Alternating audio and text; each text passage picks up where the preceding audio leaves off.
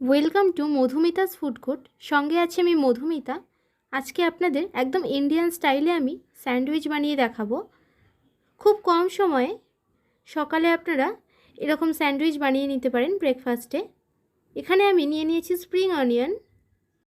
আপনাদের এটা যদি থাকে তাহলে আপনারা ব্যবহার করবেন, যদি না থাকেন তাহলে স্কিপ করবেন।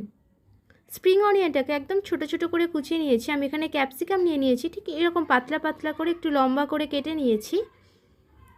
এখানে একটা বাটির মধ্যে আমি নিয়ে নিয়েছি স্প্রিং অনিয়ন, দিয়ে দিলাম কাঁচা লঙ্কা কুচি, দিয়ে দিলাম লবণ, দিয়ে দিলাম পেঁয়াজ কুচি, দিয়ে এর মধ্যে আমি দিয়ে দেবো এখন দুটো ডিম, দিয়ে ভালো করে এটাকে আমি এখন ফেটিয়ে নেব। আমি যে এরকমভাবে বানাচ্ছি অবশ্যই আপনারা ঠিক এরকম স্টাইলে একবার বানিয়ে দেখবেন, স্যান্ডউইচ খেতে অসাধারণ লাগে। ডিমটাকে এই সময় আমি ফেটিয়ে নিলাম। এরপরে আমি এখানে শসা, পেঁয়াজ এবং টমেটোগুলোকেও এরকম গোল গোল করে কেটে নেব। টমেটোটা কেটে নিলাম, এবার আমি পেঁয়াজগুলোকেও কেটে নেব। আমি এখানে সব রেডি করে নিয়েছি। এরপরে ব্রেডটাকেও আমি সেঁকে নিয়েছি।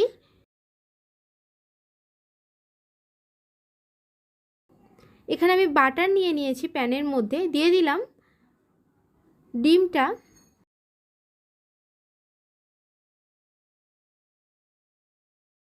এর উপরে আমি দিয়ে দিলাম সেঁকে রাখা ব্রেড।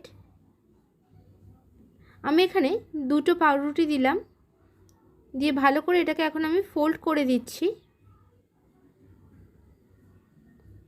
আমি এখানে ব্রেডগুলোকে একটু সেঁকে নিয়েছি, আপনারা চাইলে সেঁকে নিতেও পারেন, না হলে এমনিও করতে পারেন। এটা মাঝ বরাবর আমি কেটে নিয়ে এটাকে এখন ফোল্ড করে নিচ্ছি। ব্রেড অমলেটটা এখন আমার হয়ে গেছে। এটা এখন আমি তাওয়া থেকে নামিয়ে নেব। এবারে আমাদের স্যান্ডউইচটা রেডি করার সময় এখন এখানে আমি আবারও ব্রেড নিয়ে নিয়েছি, দিয়ে দিলাম এখানে সামান্য ফ্রাই করে রাখা ক্যাপসিকাম। ক্যাপসিকামটা আমি একদম অল্প বাটারে ফ্রাই করে নিয়েছি। দিয়ে দিলাম উপর থেকে শসা, টমেটো এবং দিয়ে দেবো এখানে পেঁয়াজ। আপনারা চাইলে এখানে গোলমরিচ এবং লবণও ব্যবহার করতে পারেন। এদিকে আমি নিয়ে নিলাম টমেটো কেচাপ, দিয়ে ব্রেডটাতে ভালো করে মাখিয়ে নিলাম। এটা আপনারা বাচ্চাদেরও দিতে পারেন, বাচ্চারাও এটা খেতে খুব ভালোবাসে। আর অবশ্যই আপনারা এটা বাড়িতে একবার হলেও বানাবেন এবং কমেন্ট করে আমাকে জানাবেন কেমন লাগলো। আর ভালো লাগলে অবশ্যই আমার চ্যানেলটিকে লাইক, শেয়ার এবং সাবস্ক্রাইব করে আমার পাশে থাকার অনুরোধ রইল। একে একে আমি স্যান্ডউইচগুলো রেডি করে নিলাম।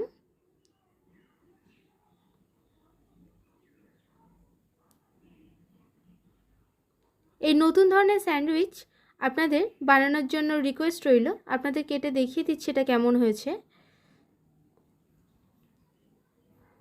এটা দেখুন ঠিক এরকম হয়েছে। অবশ্যই বানান এবং কমেন্ট করে আমাকে জানান। আবার আসছি নেক্সট ভিডিওতে নতুন কিছু রেসিপি নিয়ে। ভালো থাকবেন, সুস্থ থাকবেন, ধন্যবাদ।